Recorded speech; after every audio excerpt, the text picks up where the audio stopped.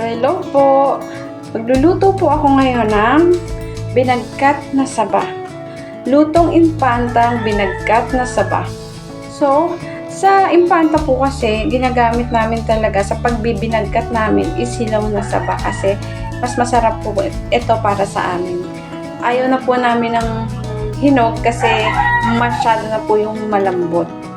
Pang banana Q at pang maruya na lang po kasi yung mga ganong hinog na saba or kinakain na lang namin ng hilaw, mas healthy.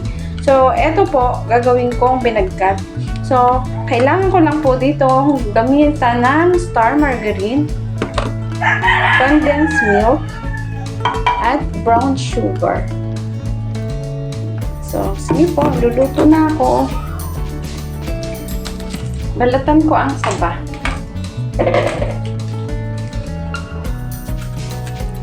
So, mahirap lang po talaga magbalat ng saba pag hilaw kasi madagta. Pero okay lang po yan kasi ito po talaga yung ganito po talaga yung aming niluluto. Hilaw.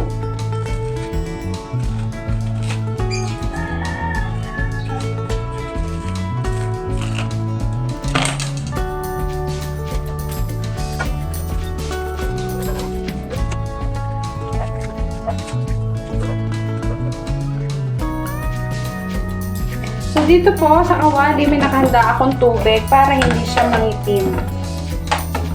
Kasi mabilis po siyang mangitim pag wala siya sa tubig.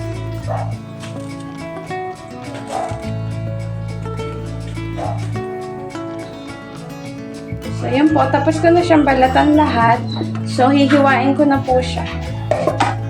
Ganito lang po ang hiwa niya. Parang pang French fries.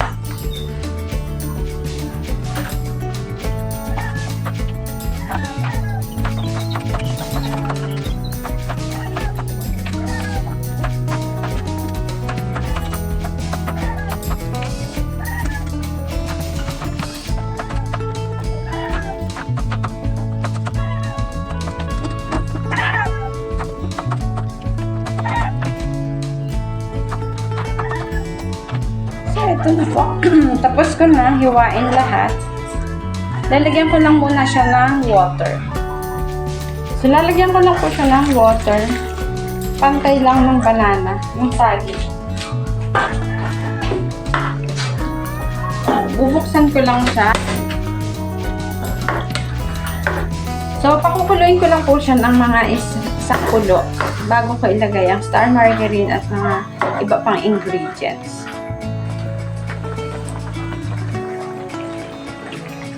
So, ito na po. Lalagyan ko na siya ng star margarine.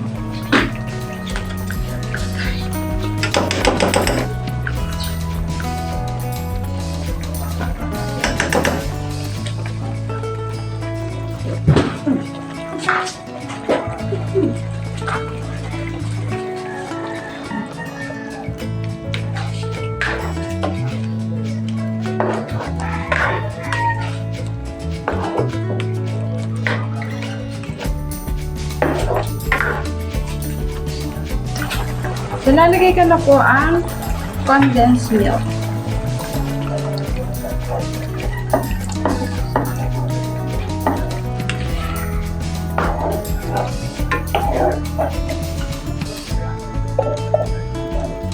So, ang ginamit ko pa pala dito ay cream densada. Cream densada.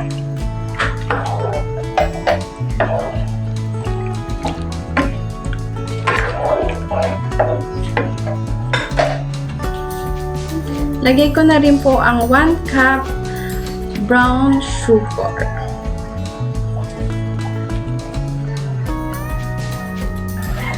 So, ito na po. Konting luto pa, medyo matigas pa yung saging. Kailangan lumapot.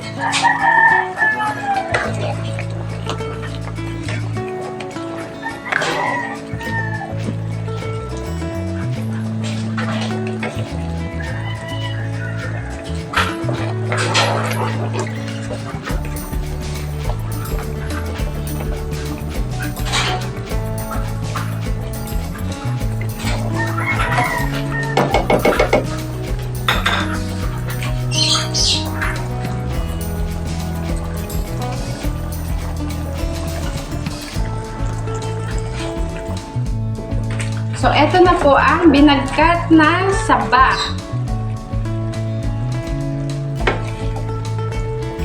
Luto na po siya. Malapot na rin ang kanyang sauce, kaya patayin ko na po ang apoy.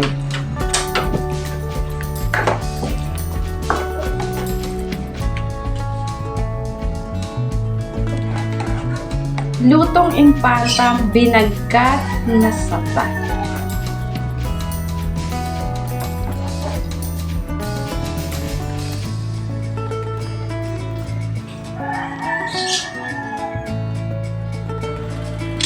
So, ito na po ang binagkat na saba.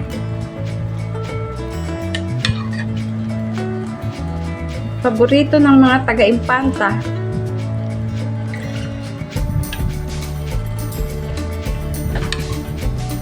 Harap.